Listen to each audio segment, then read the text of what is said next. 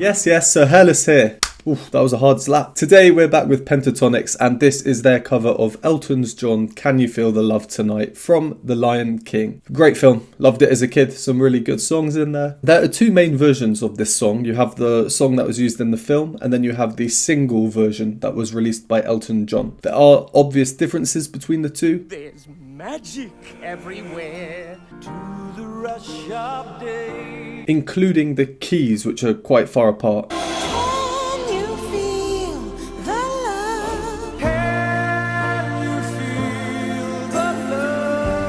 I'm not sure if it's going to be one version in particular they're going to be using as inspiration, if it's going to be quite comical like in the film or not, or a bit more serious. It's a Pentatonix arrangement though, so I guess expect the unexpected. A few comments recommending this did mention key changes. One comment said to count the key changes. It's rare to have more key changes than you can count on one hand in a song, so I guess we'll see. I do know the single version of the song by Elton John much better. I think I've probably just heard it much more in my life on the radio, etc. Aside from that, this is the second time I'll be hearing Matt the bass sing. My last reaction was the first time hearing him, so yeah, I'm eager to hear more of him. So on that note, let's get straight into it.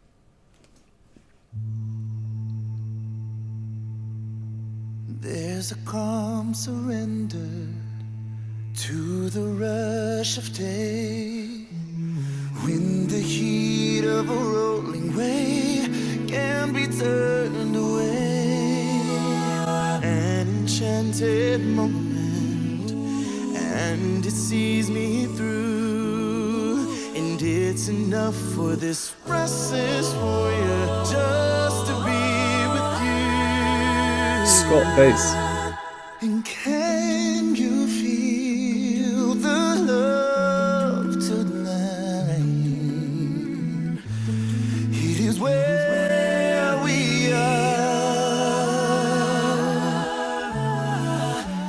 It's enough for this wild wonder that we've got this far.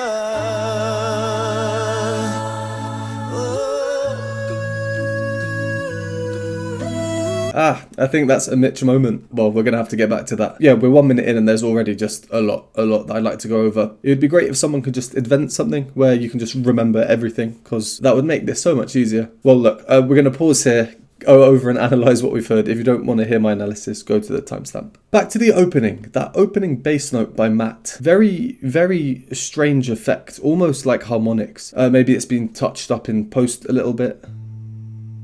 There's a calm surrender to the rush of day. Yeah, it's weird. It's weird in my headphones. Maybe it's because he actually starts slightly under the note in terms of pitch, and then through these strange effects comes up to pitch. The note that he starts on is an A. It's a kind of eerie opening, especially with just those two lines, Scott and Matt. Strange opening, I wasn't expecting it. Maybe it's a bit of a red herring, because then we immediately get nice harmonies. Nice individual lines, all part of the harmonic build-up. In the heat of a rolling wave can be turned away. Immediately when the other parts come in, we get this clash. When the heat of a And then the lower part of the two descends.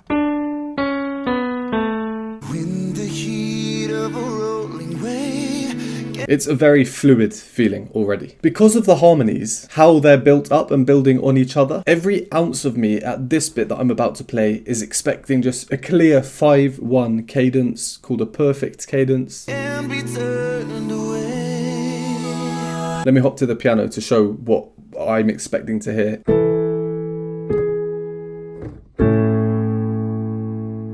Here is the 4-3 suspension in Kirsty, which means that it's the fourth note suspending, causing tension, and then it resolves down to the third note of the chord. And the bass part goes from E to A, dropping 5 notes. So 5 to 1, and that's why it's a 5-1 cadence. We do get it, but then what we hear next, an enchanted moment, straight into another suspension. So it's a suspension resolving, but at the same time handing off straight away to another suspension. Basically, I'm getting the feeling that this isn't going to be simple or straightforward in terms of harmony. Also, the handover of the bass part from Matt to Scott, very, very smooth. An enchanted moment.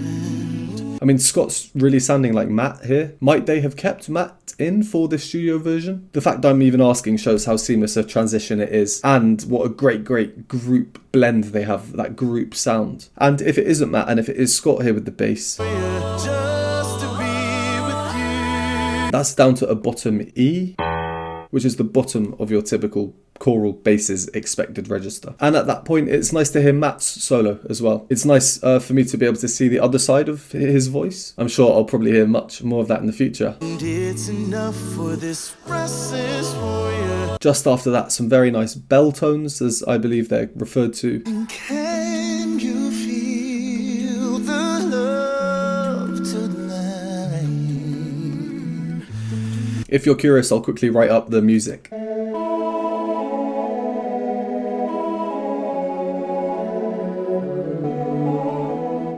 Then here, I like how Matt is kind of the secondary lead on the words "it is where," so the secondary lead lyrically as well as harmonically, because it's his part that dictates this quite peculiar harmonic chord progression that we're about to hear, the harmonic direction we're going in.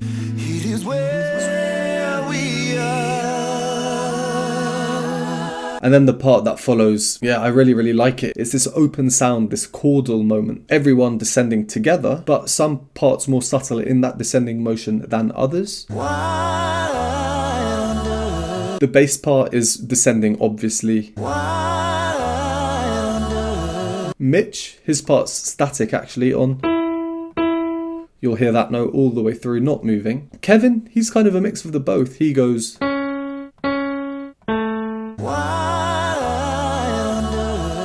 And Kirsty is also quite obvious with her. Alright, I think let's carry on.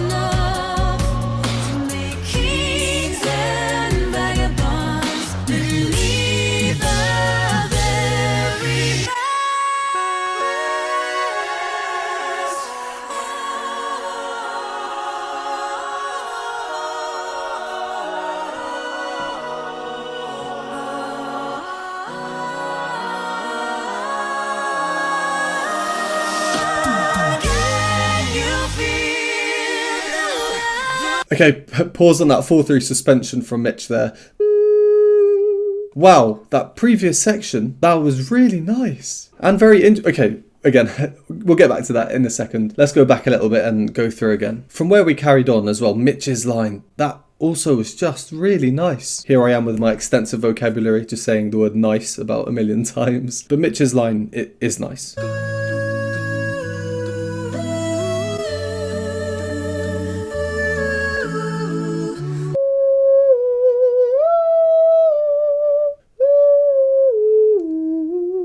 I just want to sing it and I have to do it really, really quietly because I don't want to disturb the neighbours. But yeah, I mean, you'll hear me singing that line from the rooftops. Such a nice counterpoint with Kirsty. Now you'll hear the bell tones going on in the background. Previously, when we had them, Scott had the melody. So we had both Mitch and Kirsty available for the bell tones. This time we've lost those two, but we've gained Scott. So we're still net one down. So to make up for this one fewer part, Kevin, he goes twice. These slight little changes you make to the arrangement, so we hear basically no difference in sound. Okay, and then we get a key change into Kirsty's solo, and it's a moment of growth.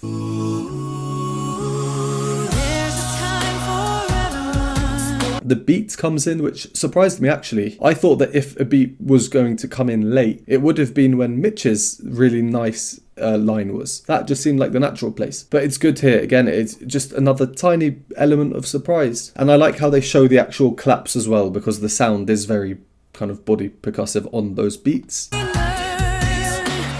So often I talk about how well Kirsty and Mitch work together, but here, what I'm about to play, it's really Kirsty and Scott now, just working so well off each other. Her note, that sets Scott up for his entry that comes immediately afterwards, which is actually the same note, and then that allows her to kind of step off him and move up. And then they have the fluid middle parts of the arrangement. They have these woes, ahs, and when they say to the wide outdoors. And then of course their rising ahs. Yeah, and I'm really liking Matt's bass, I really am. Such a nice tone. I've only heard him twice so far, but I think what I'm liking about his voice is the fact that it's not this basso profundo sound, in the sense that there's a bit less air coming through. So maybe he might have a bit of a less super low range. But overall, I think this tone is kind of better suited to mimicking like a bass, effectively an instrumental sound. That really helps with just blending right in. Move forward a bit, and there was another surprise, I think anyway. We get this very climactic chest belt from Kirsty, and I like how it kind of counterintuitively leads to a reduction in the sound overall.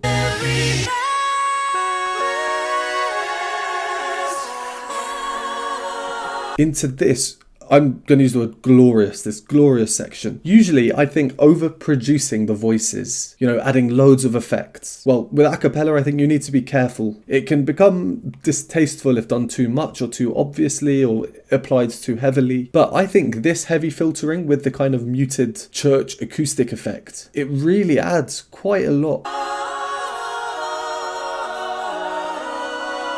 I like it. It enhances the mystery of these moving parts because of the blend it's creating and how they overlap with each other. And what masterful arranging at this point, really. It's just pure melodic teamwork, can I say that? Every line is its own complete independent entity, yet would not work without the other parts. It's like a perpetual cycle of needing each other to work. For example, Kevin's line here.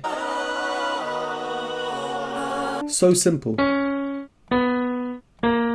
By itself, that's not really anything. But as part of this as a whole, the other parts would not work without it. Well, they would, but not as well. And speaking of Kevin, if we go back a few seconds, his part here, well, I'll play it, and to be honest, I'm listening to him versus Kirsty versus Matt. And this could be a good exercise if you want to practice listening out to individual parts and how they work off each other. In this case, rhythmically especially. So I'm about to play it. Kirsty has the jumpy dotted rhythms of the melody that we're all familiar with. Kevin is moving with alternate beat. Kevin is moving on alternate beats, cha, and Matt is moving with every beat,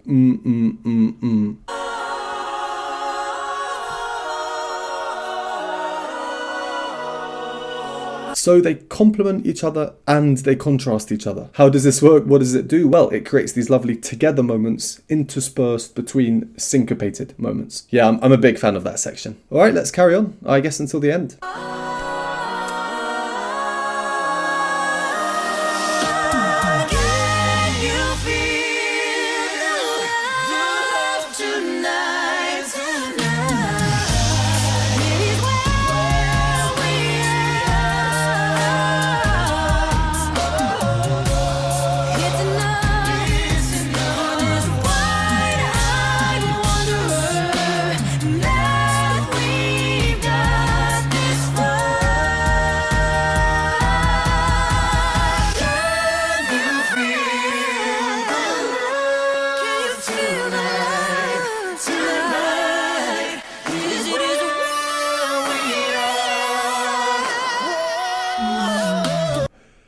Sorry, not had a Mitch slap in a while.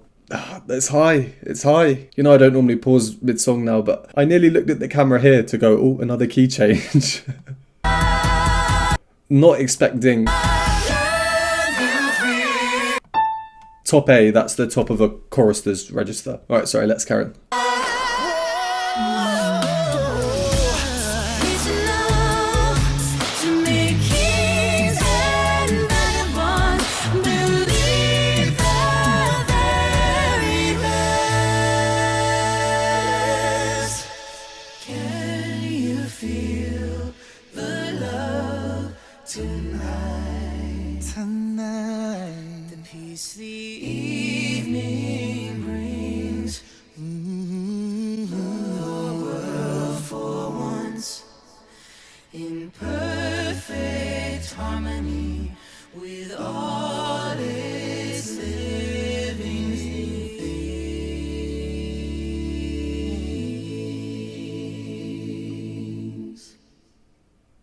A nice way to end with the choral section. Yeah, I mean, again, we'll go over that last bit. I did not know what to expect with this one because the song itself, is it upbeat? Is it slow? I don't really know. It's quite hard to define, I think. And there was just a lot of variety and there's so many different sections. All right, so to go back a bit, I like how we got some rhythmic displacement because the beat comes in and then immediately drops off again, kind of like a drop. And then Scott stresses every beat in like a counter melody almost. The love tonight.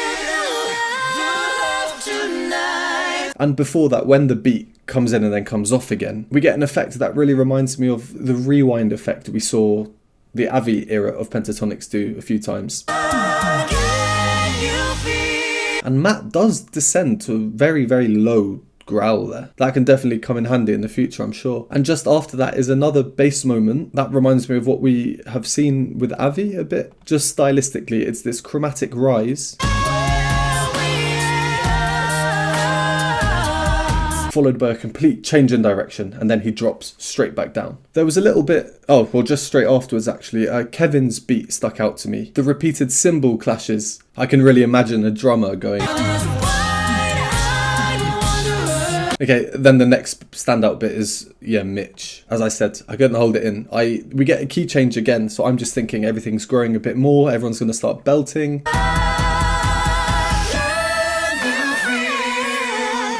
Yeah, it's been a while since I've had a merry Mitch slap. And then to prepare for the final section, I'm happy that it was a choral section because I heard Scott, he has this very obviously prepared suspension. You know, that has to lead into kind of calmer choral type style thing. And even in this final section, that's still subdivided because we get the image and heap section, as I like to call it. Evening brings air on walls. Before a more harmonically simple ending, which is still quite juicy, but not juicy enough for me to classify it as Imogen Heap-esque. In perfect harmony with all its living things.